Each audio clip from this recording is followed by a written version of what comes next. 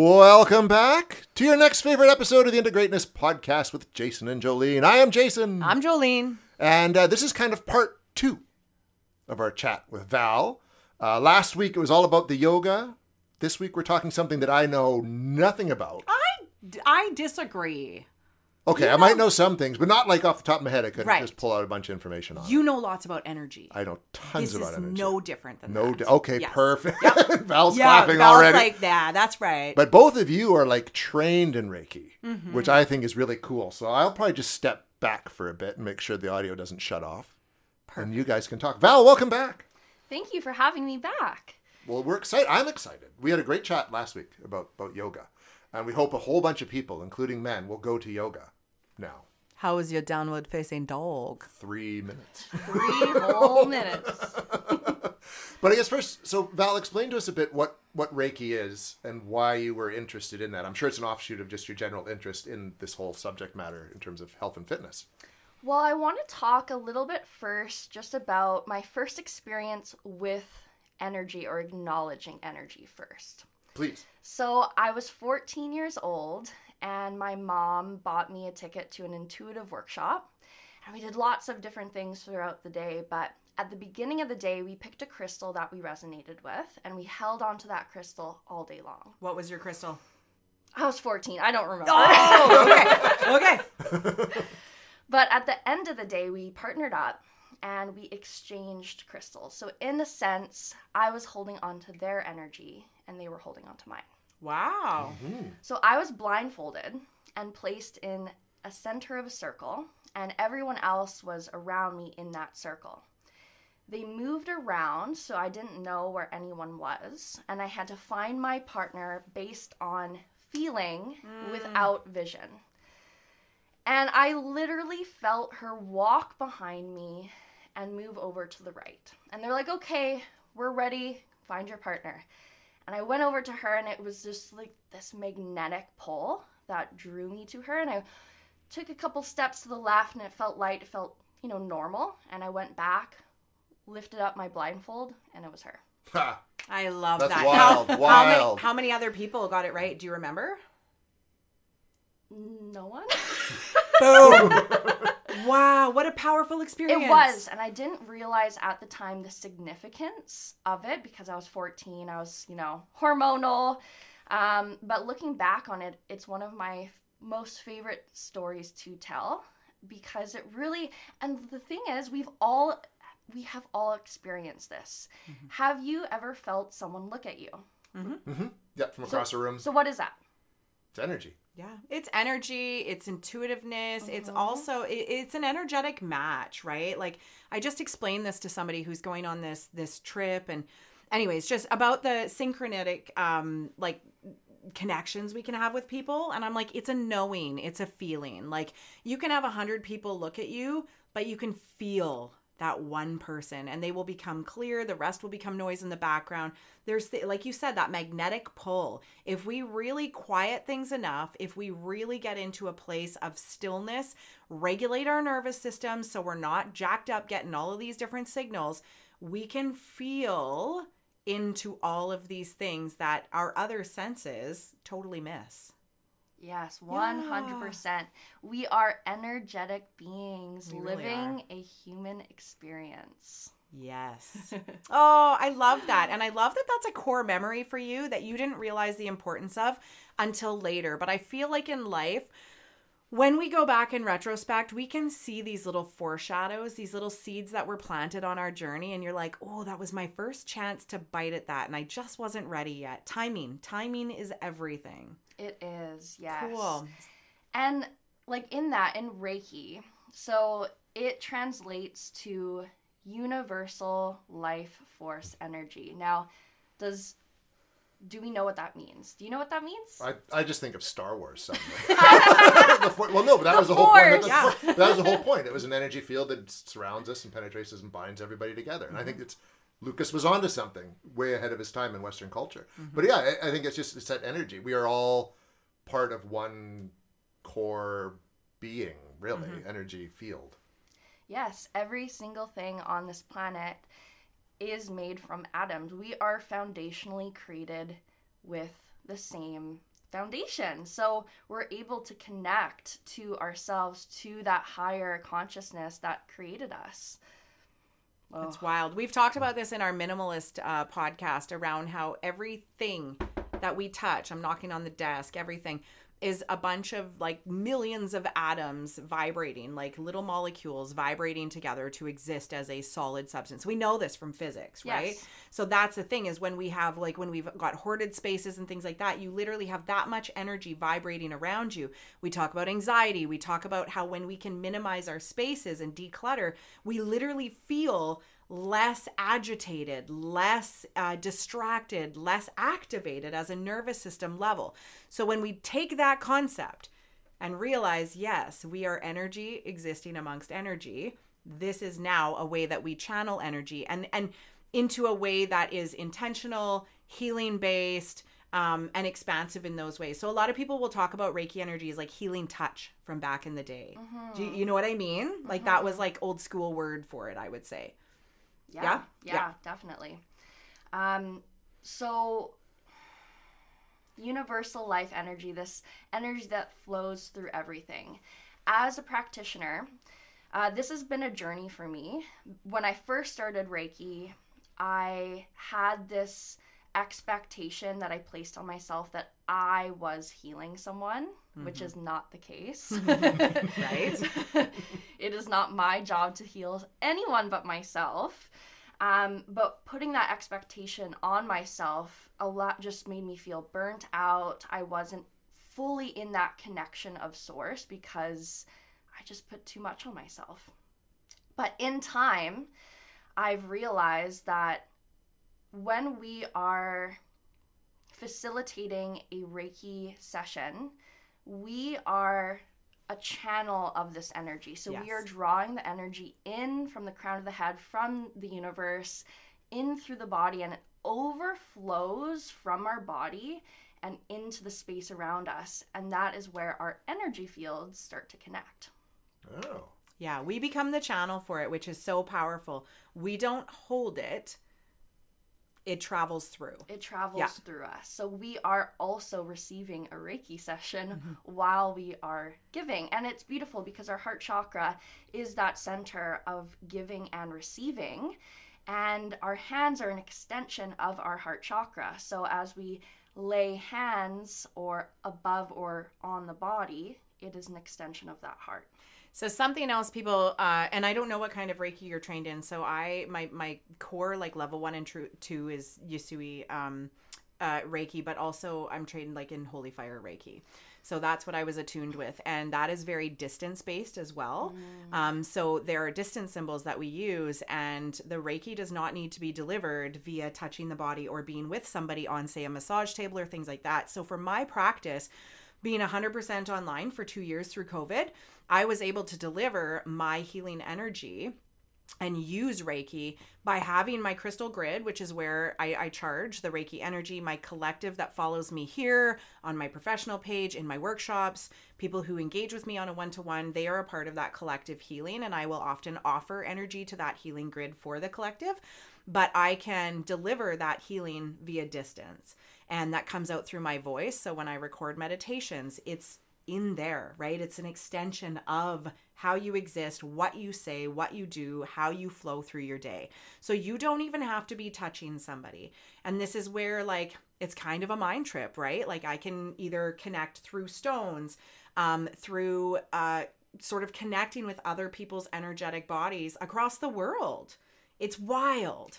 And that, like, don't quote me because I'm just learning more about this, but like quantum physics. Yes. It touches base into that, and it's mind blowing. Well, and when you were talking sort of about taking the energy in, like how you're a conduit through it, that's like mediumship, old school mediumship too, right? But, my background. And that is what I learned in mediumship is like you do not become like the storage house for it. It simply goes through, right? Spirit will talk through you, and I often have to boundary that and say like, don't use my body because I will pick up a lot of somatic symptoms from whatever spirit is saying happened to them or whatever's happening that way. So Body work for me is really important because the ailments I have aren't always mine for that reason. 100%. And that's often where we will get intuitive and energetic feedback from the people we're working with. And during an actual counseling session with me, I can feel where people's trauma is activated. And I'll say, whether they're in person or online,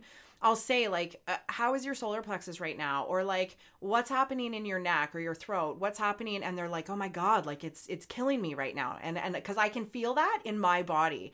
And it's just a way that for me, how I attuned to what was going on. And it's another way, the same way I can hear their story, I can feel and attune to what's happening with them. But I have to keep that fluid and not hold it.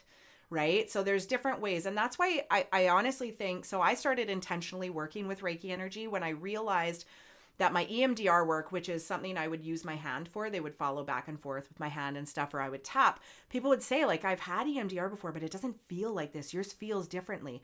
And when I went online, I noticed that my computer would glitch when I was doing certain things very consistently. And then spirit really started interfering with me. And Jason knows the electronic issues. You know, even my boyfriend, he's like a huge techie guy. And he's like, you don't make sense to me. Like the things your phone does, like none of these things make sense from like a techie perspective. My watch does weird things. He even bought me a new watch because it would show tomorrow's time for no reason or not. And I have the same issues with this watch. I'm like, it's not the watch. But what I started to notice is like something's happening from an energy perspective here. And I want to do this more responsibly and more intentionally. So that's why I trained in Reiki, because I knew I was manipulating energy, but I didn't know what I was doing. So that's why I started doing it. So now people receive not only the clinical expertise that I have and that training, but they're receiving whole body healing from me, where energetically, as they're processing at like a neurological point, they also receive the energetic healing in their energy body. And in those ways, it is a like 4-for-1 session, essentially. Sign me up. Right? That's the problem though. I'm overbooked, overworked. There's this whole balance I was telling you about. That's the problem. I have a massive wait list for that reason. But when you're conducting your yoga classes, people receive your Reiki in that space. They are receiving all of that at the same time. And that's the thing, like before you even did your Reiki training, you were already a conduit. And same with me. As I was practicing yoga, I was channeling this consciousness and this state of flow and movement of energy through my body. And so we all have access to this energy. We just need to kind of tune into it a little bit more. And that's what the training does. It helps us reconnect to our power that is already there. So how does that work? How do you do that? Like, let's say an example. Yeah, so in the training, you have attunements. Okay. So the person who is facilitating the trainer, usually the master, they like essentially you go on sort of a meditation journey and they will attune you to the Reiki energy at different stages, whether it's level 1, level 2, level 3, right? I'll let you chat a little bit more about that though, Val. Yeah, I mean, so you get attuned. There are these symbols that Reiki has as well. You have. I used to have. Yeah. You had a necklace. Yeah. Which one was it? It was spiritual and emotional Saheiki. healing. Yes, it was Saheiki, yeah. which is mental and emotional healing. Yeah, you used to. Yeah, I remember when we very first met for the podcast. I was like, oh my God, there's a Reiki symbol around his neck. Did you know it was? He didn't know. I did not. This is something I picked up in Canada Day because I like the look of it. But that. So you were I actually have no idea where it is. and you were channeling that symbol the whole time. So that was the mental and emotional healing. Yeah. Yeah, Saheiki. So yes. Yes, and I mean, we can think about that for anything, whether, you know, we pick up a crystal or we use this symbol, like we can really channel anything for that intention, yes. Right? Intention of emotional healing, of physical healing. We don't need the necklace. We don't need the crystal. We have the power to do that. But how do we do that? Yes, that is the question. How do we do that? Yeah. Oh, it's a good question. So, yeah, for myself, like the gas home meditation, did you learn that one? So Yes. again, I don't know what's different from the Holy Fire that I did versus what other folks have done, but they're all based on Usui training as well. It's just a different frequency of, I think, Christ consciousness, to be honest, something like that, honestly. So you learn theory. There's a whole Reiki book that goes way back to the day, and these symbols, Jay, were never, they weren't actually duplicated anywhere. You weren't allowed to write them down. You were only allowed to like know them. They weren't things that were duplicated. So the original symbols are still kind of altered because they're the recollection of what they were. Do you know what I mean? So you'll see different versions of them, but essentially there are some core symbols that you'll use. Like I said, there's a distance symbol that I learned, which is how to then expand it past physical touch, essentially, right? And you can use your hand to make the symbols in the air. You can make them on your palms. You can make them in your mind. You can even just connect with the symbol in your head. And if you are well attuned in that state, because I lose my connection with it and gain it depending on how much meditation, how much intention, how much I work with the energy. Okay. That's the biggest one. And then I can sometimes just visualize that symbol and it will call that symbol in. So Val, for you, what does that practice look like for you? Well, when I first started doing Reiki, I didn't use the symbols at all, actually. I just actually redid my training. I did level 1 and 2 in 2019. And then a few months ago, I redid my level 1, 2, and I did my master. Mm-hmm. So for me, I make sure that my feet are grounded. Like I energetically draw my feet to the earth. I'm receiving earth energy. And I also receive energy from the crown of my head. So we bring the connection up to spirit, up to universe, right? So our lower chakras are connected to earth and our upper chakras are connected to spirit and to manifestation and more ethereal, mental aspects. So we're connecting to earth and to spirit, and we are channeling energy. And I use my breath a lot. So I'm starting to connect to the present moment, to my breath. I start to feel that energy flow in from the crown of my head through my body. I stay grounded. And honestly, it's just like you just feel this vibration. Mm-hmm. And the more you practice, of course, the easier it becomes. You could practice by bringing your palms close to each other, finding a little bit of movement, seeing if you can feel that energy between the palms, and then over time, you just start to feel that through your body. Have you ever experienced anything like that through yoga, like through moving and breathing, that sense of like flow through the body? Flow and even like a building of energy. Like, you can kind of feel things, the energy just building up in your body. In a way, I felt like that kind of, and when we do Om, like when we do the Om at the end, I can definitely feel like that, the whole group connective energy coming together. And for you, Jay, in your paranormal work, right? Like we feel energy around us. Mm-hmm. So there's a difference between my intuitive guidance and like my Reiki energy and mediumship stuff. So if you guys could see me right now, you would see that I'm pointing to the crown of my head, like Val had said. That's when it kind of connects from up top. Anything mediumship based for me comes in the sides. It comes in the side of my ears. It comes in from a different place. Even pressure wise, like my ears will get pressure and things like that. Up top of the crown is, I know, more of my intuitive type stuff. So you get to know your body differently, right? So when you're investigating spaces and houses, that's a feeling. Mm-hmm. You're starting to connect with outside energies, existence around you. But then you also have this intuitive knowing of like, we need to go to this room over here. We need to go to this space. So you're constantly playing with a little bit of that as well. And I wouldn't be surprised if in your yoga practice, you cultivated your own inner energy kind of piece, right? Oh, probably. Yeah. So a lot of Reiki is intention based. Yes. Very much intention based. So as a practitioner, it's about what you're doing, where you're placing your hands, using, like if, for example, in sessions with me, if people are saying like, oh, when I think of this event, it, brings up queasiness in my belly. I was 7 years old, blah, blah, blah. I will intentionally request that I will focus Reiki energy. As I'm talking to them, I'll just be like, Kate, send the healing to the stomach area. And if you were physically with me and lying on a table, I would obviously hold my hands over or on that area of the body until that energy cleared. And that's a feeling that you have.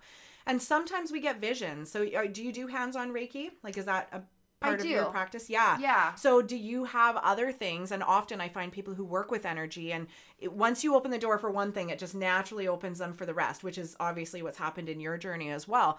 But like sometimes we get visions, right? And we get messages of what's happening in that space. Mm-hmm. And you just have this knowing. And that is, again, the deeper you are connected with yourself, the more you become the conduit to what that person's body and guides are telling you to, and sending you to in their body, in their place, right? Yes, 100%. And I open myself to receive, but I also don't put the expectation on myself to receive as well, right? Like Reiki in and itself is so powerful with just kind of overriding those lower frequencies. So if something does come to me, great. But if not, it's all good. It's all good too. It's all good. It's all good. I'm reading this book right now called Becoming Supernatural by Joe Dispenza. Have you heard it? I have not, but I suddenly feel like I must read it. It is amazing. He's a scientist, and he talks about energy and how science-based it is.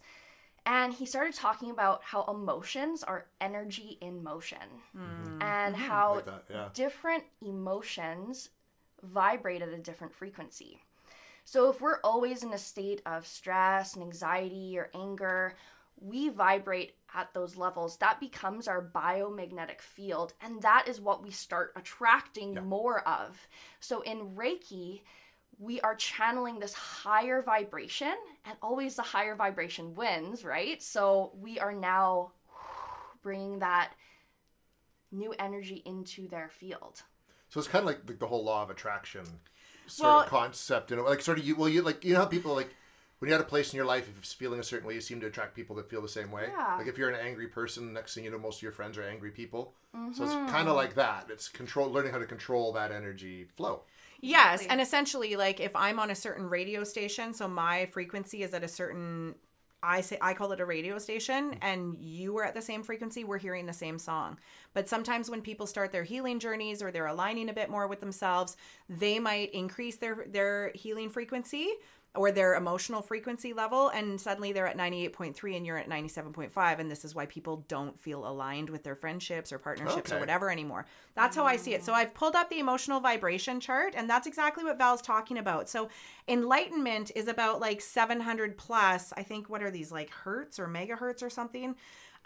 Peace, joy, love, we go down on the system. And it's funny because they start at purple and they move down to red, which is the same as the chakra system essentially. But at the bottom, we've got shame, guilt, apathy, grief. Anger, it's funny, is in the middle, give or take, right? Because anger is still a very charged emotion. So yes, it's a negative emotion, but it's still a charged emotion, okay? Apathy, guilt, shame are at the lower frequencies because they actually withdraw us. They make us recoil. They make us sort of avoid in those sort of ways. So that's sort of what Val is talking about there. And I feel like the guy's name was Tesla. It's not like, I feel like the guy's name is Tesla, who created this energy vibrational chart that Dispenza is working with. So if people are curious about that, just Google emotional vibration chart and you'll see what she's talking about there.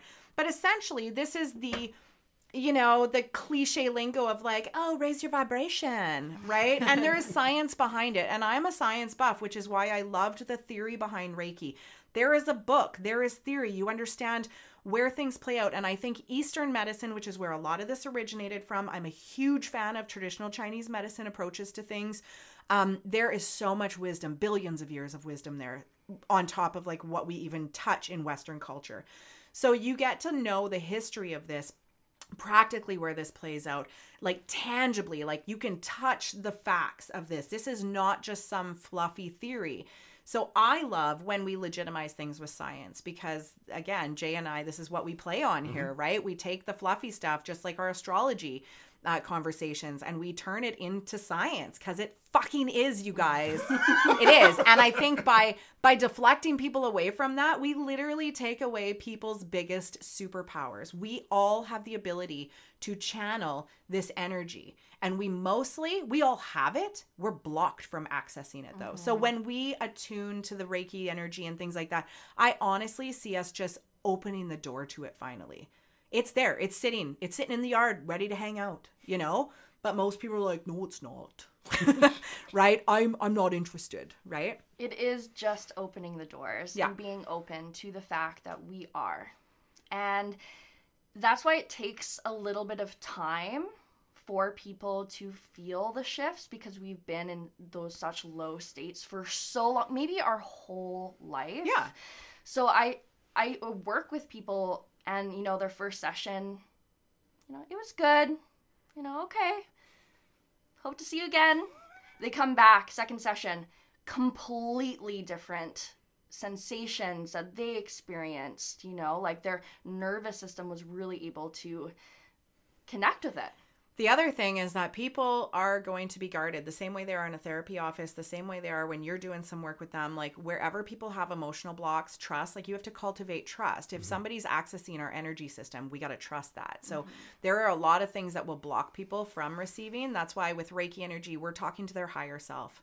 And their physical self might be reluctant to, but we always ask their higher self. And this is why we can do distance healing and stuff with people who aren't even aware of it sometimes, because we'll request that their higher self receive it if it feels comfortable or not. And if it doesn't, then it'll just reject it. No, there's no harm done, right? So it's about using it for the right intentions. Of course, we have black magic and voodoo dolls and all this stuff, which essentially you can use the same stuff, but with, you know, ill intentions, just like anything in this world, right? And so again, it's about using it with pure healing, good intentions, essentially, and really just having sort of that foundational piece is a big one. But I would say on the receiving end, it is a trust piece, and like how open the body and the psyche is to experiencing that. And sometimes it's simply about cultivating trust.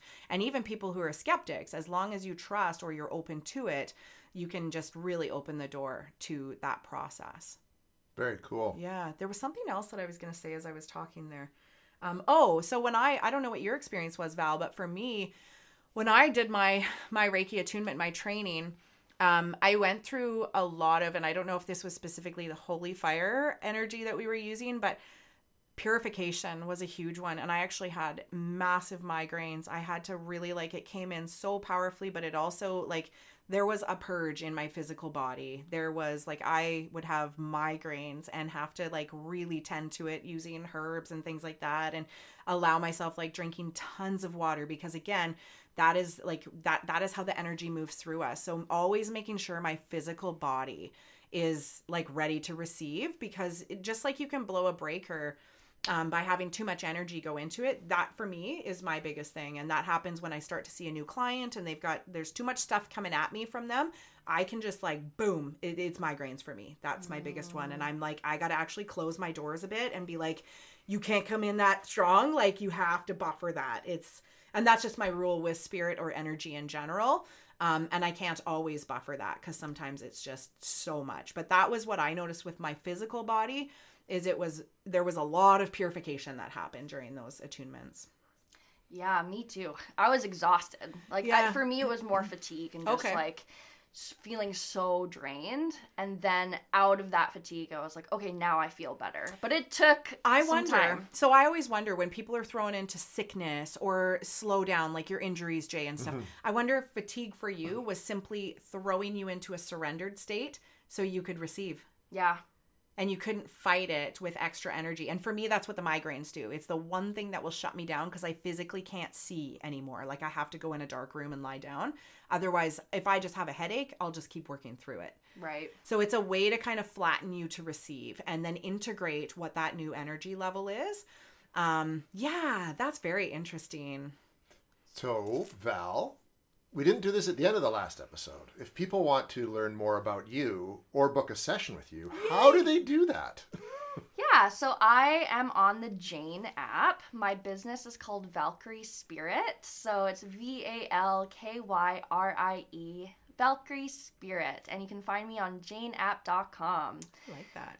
Also, I have my Instagram that you can follow me at Valkyrie Spirit, and it has my booking link there as well. And you will find her on our Instagram as a partner and collaborator on these posts, so definitely check that out. The other thing is maybe we can just take a moment and encourage people to attempt to connect with their source of energy right now. So maybe if everybody can just close their eyes for a moment, unless you're driving. Yeah, please don't. You can do it later. But just take a minute, right? Just really kind of ground yourself. Val, do you want to walk them through just a little quick way that they can ground themselves and just feel a connection to some kind of vibrational energy within themselves? I would love to. So if you're standing or if you're seating, just try to bring the feet onto the ground. Maybe lift your toes, softly draw them to the floor, and bring the right hand to belly, left hand to heart. Just for a moment, just feel the connection of your hands on your body. Let's take a deep breath in through the nose, out the mouth.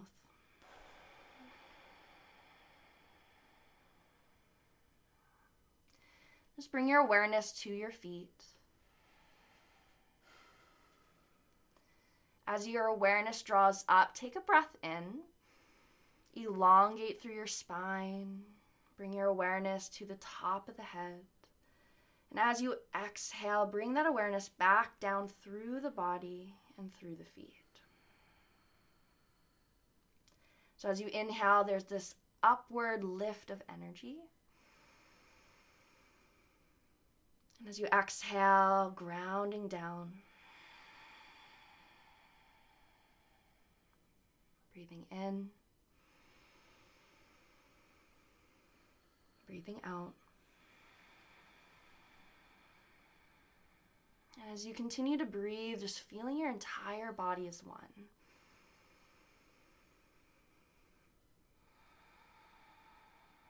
Completely connected. Completely whole.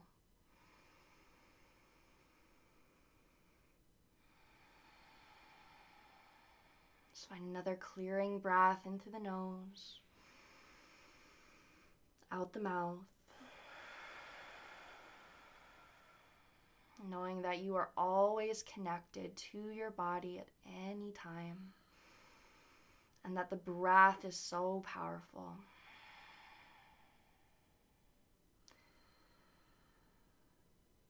Bringing awareness to your heart, where we receive and give love.